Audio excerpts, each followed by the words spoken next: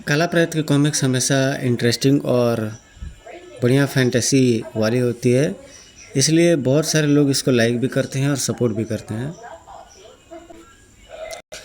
काला प्रेत एक सीक्रेट एजेंट भी हैं और वो कभी कभी गवर्नमेंट के लिए भी कार्य करते हैं। ये जो पेज है इसमें विश्व युद्ध के बारे में कुछ चीज़ें चल रही हैं और गवर्नमेंट जो है कि इनको बुला करके इनकी सेवाएं जरूर लेती है। इसमें जोरावर सिंह नाम के कोई जनरल रहते हैं, उनका इसमें कोई जिक्र रहता है और काला प्रेत डिटेल्स लेता है, इस घटनाक्रम की जानकारी लेता है। और काला प्रेत का बिल्कुल यूनिक ही तरीका है, चाहे फाइटिंग हो चाहे कोई भी चीज़ हो, तो काला प्रेत का बिल्कुल ही अलग ही अंदाज रहता है। इनकी कॉमिक्स में महाबली शेरा थोड़ी सी देर में आता है, खास करके जो पहले जो कॉमिक्स बनती थी बहुत पहले, तो उसमें क्या होता था कि मेन कैरेक्टर या विलेन से भिड़ंत हो जाती थी, उसके बाद से मेन कैरेक्टर बाद में आते थे। वो कोई बॉस रहता है, उसकी तलाश में किसी द्वीप पर चला जाता है और रात में पहुंचता है लगभग 50 आदमियों के साथ।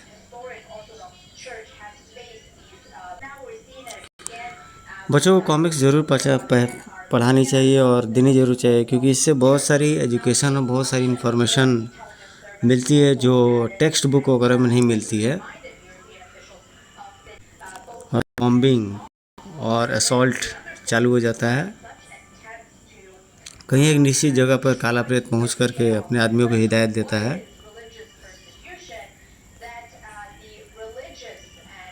और काला प्रेत अकेला ही जाते रहते हैं। वैसे ये फ्लैश गॉर्डन की तरह लगते हैं, और भी 2-3 कैरेक्टर है, बैटमैन, कुछ ये बैटमैन की भी कॉपी लगते हैं काला प्रेत। येन केन प्रकारेण किसी भी तरीके से काला प्रेत पहुंच जाते हैं मेन विलन तक, और उसके बाद से बड़े बड़े फ्रेम्स में पिक्चराइजेशन किया गया है, ये कैरेक्टर्स को बनाया गया है। यहाँ पर उस जनरल से भी इनकी टक्कर हो जाती है, और जो जनरल रहता है वो भाग जाता है, जैसे मौका पाता है वैसे ही लड़ाई छोड़ करके बिल्कुल भाग जाते हैं। और समुंदर के बीच में ये लड़ाई हो रहता है, ये फाइट हो रहती है अपराध और न्याय के बीच में। वहीं से इस शिप से ही भाग जाता है और बदले में मन में प्रतिशोध की भावना रखता है। ये एक बहुत बढ़िया एक टैटू लगा। इसको देख करके एडोल्फ हिटलर के नाजिज्म और उनका जो सिस्टम था उसको याद आता है।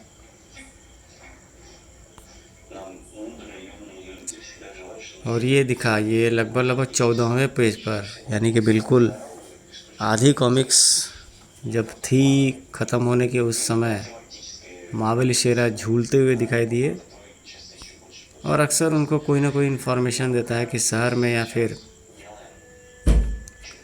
यहाँ पर फाइट चालू हो जाती है। शायद कोई हंटर रहते हैं या शिकारी रहते हैं, और महाबली शेरा समझाते भी हैं कि ये उनका इलाका है और यहाँ जानवरों का शिकार करना मना है।